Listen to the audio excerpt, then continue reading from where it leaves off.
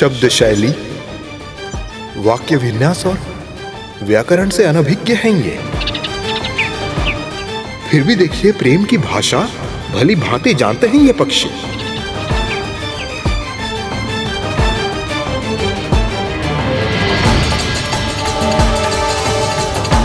माएँ अपनी संतान को केवल तैरना नहीं सिखा रही, जीवन के कठिन पथ पर संघर्ष का अभ्यास भी करवा रही है। ऐसे में अपनी संतान से विमुख होने का प्रश्न ही नहीं उठता। पर यदि ऐसी कोई माँ हमें नहीं मिली तो कैसे जीवित होंगे पार्वती नंदन।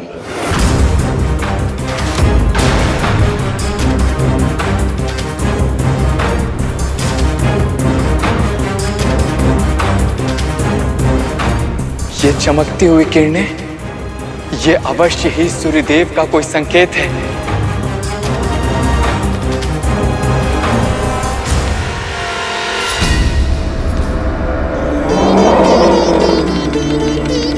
मिल गया वो बालक जिसकी मां उससे विमुख होकर सोई है।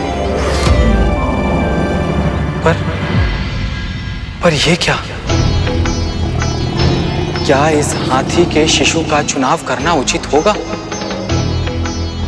क्या मां पार्वती के पुत्र के शीश के स्थान पर एक गज का शीश लग जाए? क्या यह संभव भी है?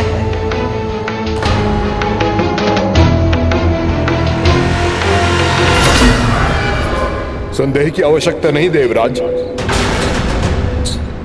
इस शिशु का जन्म ही अल्पायु के साथ हुआ है, अर्थात इसके जीवन में इतनी ही सांसें लिखी थी। महादेव इसके शीश का उपयोग अपने पुत्र को जीवित करने के लिए अवश्य ही करेंगे। आगे बढ़िए यमराज, आगे बढ़िए और अपना कार्य पूरा कीजिए।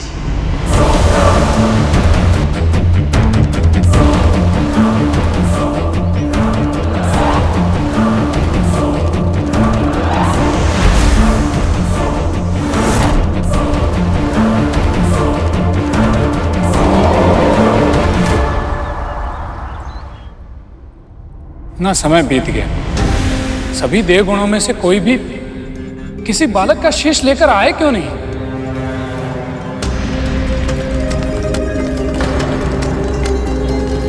देवराज,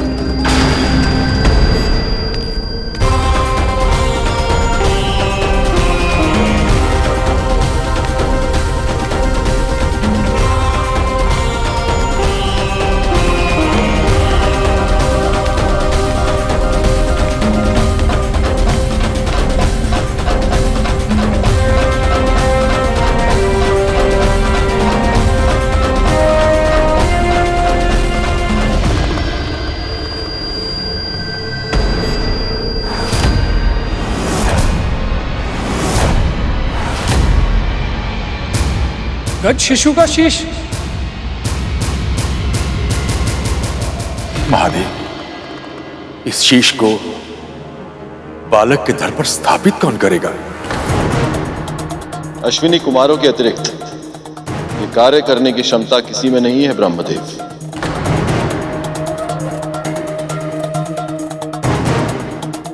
उन्होंने औषधि शास्त्र, शल्य चिकित्सा स्वयं महर्षि दधीची से सीखी।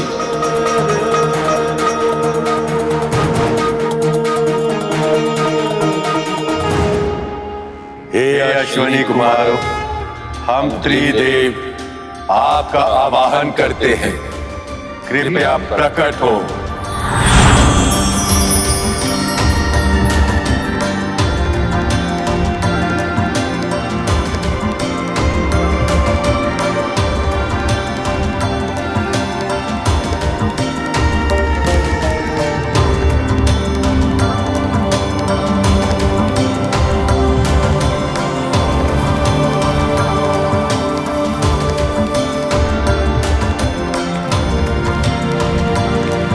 आपकी आज्ञा का पालन होगा प्रभु।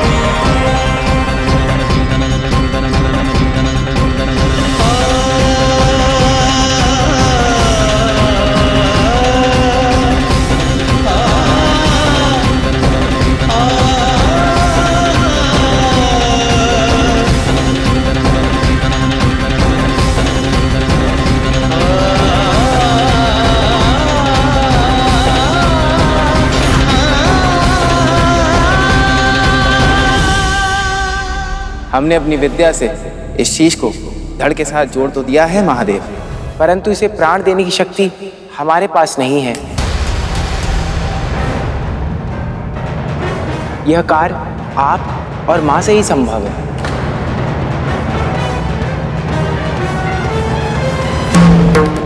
हमारे पुत्र को नया शीश मिल गया है प्रिय, पर इसे जीवन देने के लिए मुझे आपकी शक्ति की आवश्यकता है।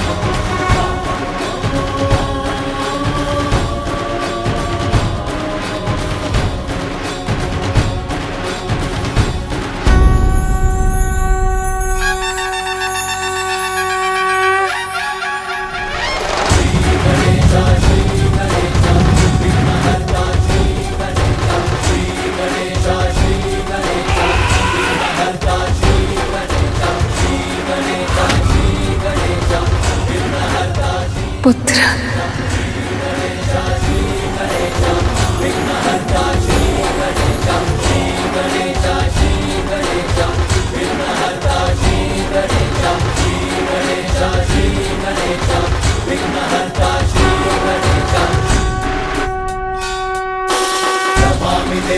नमामि देवा जय गणराजा नमामि देवा दया करो हे मंगल देवा जय गणराजा नमामि देवा मंगलदाता मंगलकारी जय गणराजा पिताजी नमामि देवा भक्तों के तुम ही हितकारी जय गणराजा नमामि देवा सुख करता स्वामी जय गणराजा नमामि देवा विघ्नराज जी अंतर्यामी जय गणराजा। बालक ने अपने पिता को महादेव को पहचान लिया। नारायण नारायण।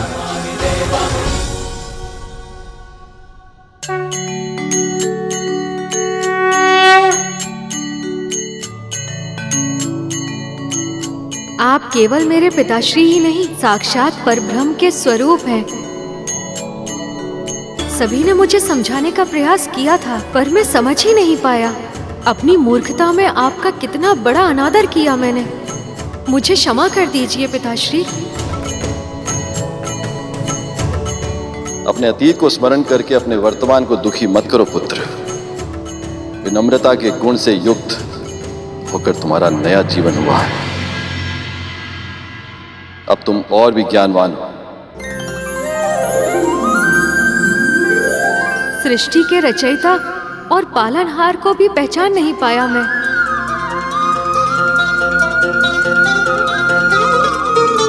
आप दोनों के साथ कितनी उदंडता की थी मैंने। कृपया मुझे क्षमा कर दीजिए। तुम्हारा ये रूप देखकर हम अत्यंत प्रसन्न हैं पुत्र। तुम्हारे कर्म, वचन और व्यवहार के कारण तुम्हारी मां को सदैव तुम पर असीमित गर्व होगा।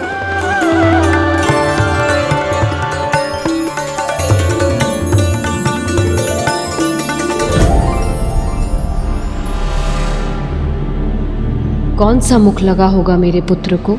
कैसा दिख रहा होगा वो? कैसे कैसे सामना करूंगी मैं उसका, उस नए अपरिचित मुख के साथ? माँ आ गई।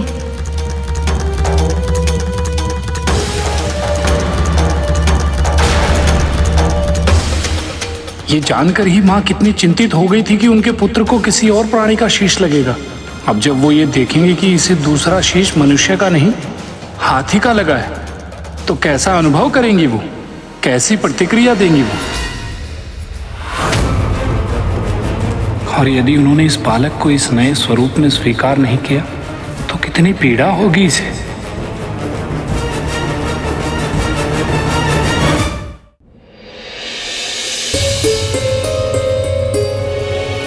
सखी, क्या हुआ? मेरा मन इतना आशंकित क्यों हो रहा है सखी? क्योंकि आप माँ हैं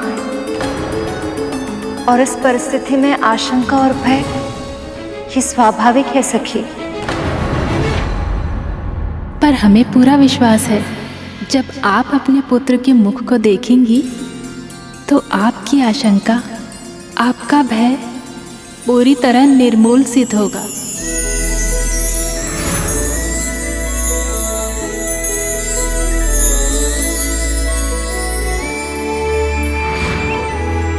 जब वो आपको माँ कहकर पुकारेगा, सब कुछ भूल जाएंगे आप, सब कुछ। माँ, माँ,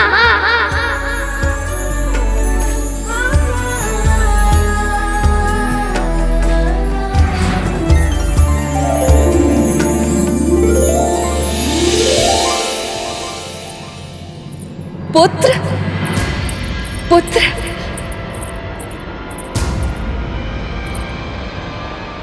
स्वामी, मेरा पुत्र।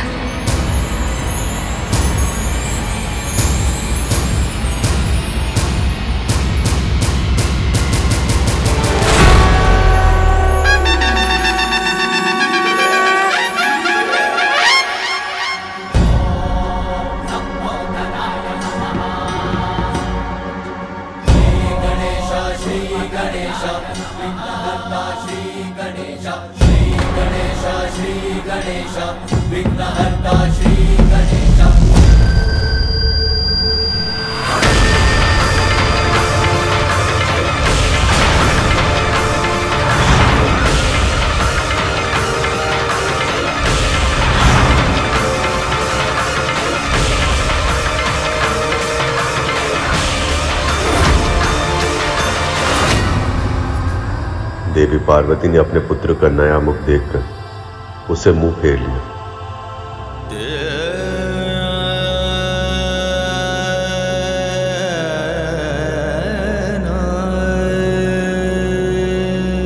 माँ,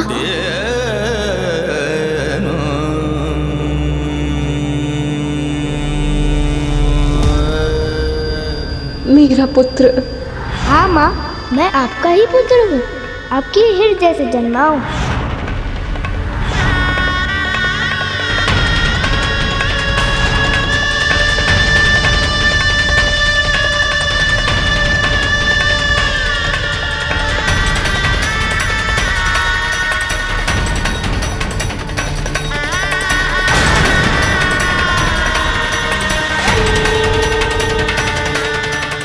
माँ, आप रो क्यों रही हैं? क्या हुआ?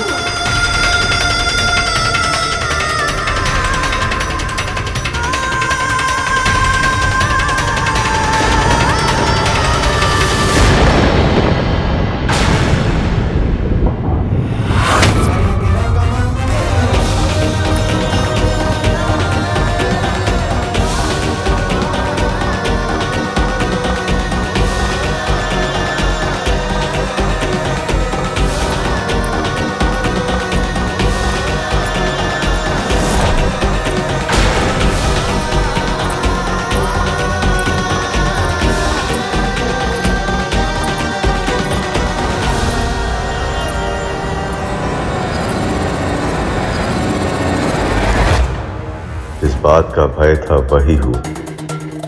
देवी पार्वती ने अपने पुत्र का नया रूप स्वीकार नहीं किया। ये क्या, माता पार्वती ने अपने ही पुत्र से मुंह फेर लिया? कहीं उनका क्रोध पुनः जागृत ना हो जाए।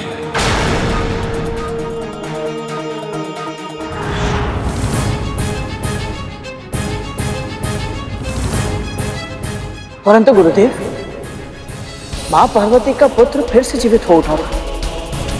इससे अधिक प्रसन्नता की बात और क्या हो सकती है? तो फिर मां पार्वती ने प्रभु गणेश को उनके नए स्वरूप में स्वीकार क्यों नहीं किया?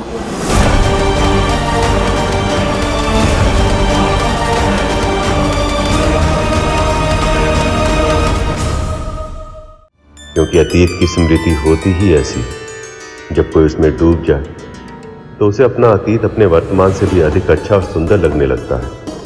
मां पार्वती भी इसी भावना का अनुभव कर रही थी। तो फिर वो अपने इस अंतर्द्वंद से बाहर कैसे निकल पाई गुरुदेव? माँ पार्वती अपने पुत्र को उसके नए स्वरूप में स्वीकार कर पाती, इसके लिए पहले उस बालक को अपने नए स्वरूप को पहचानना और उसे पूरे मन से स्वीकार करना आवश्यक था।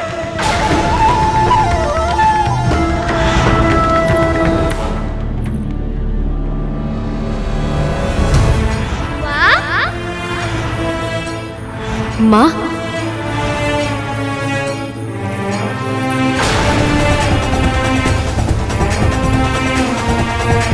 सखी, पर अकेली क्यों है ये? माता का पुत्र कहाँ है?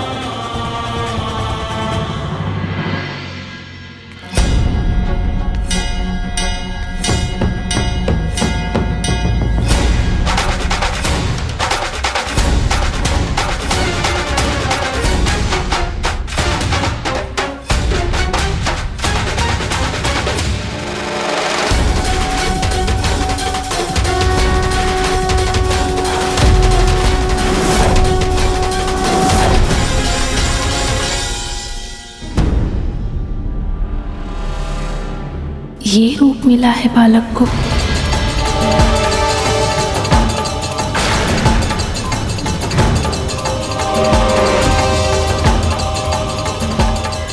तो इसलिए मौन है मां।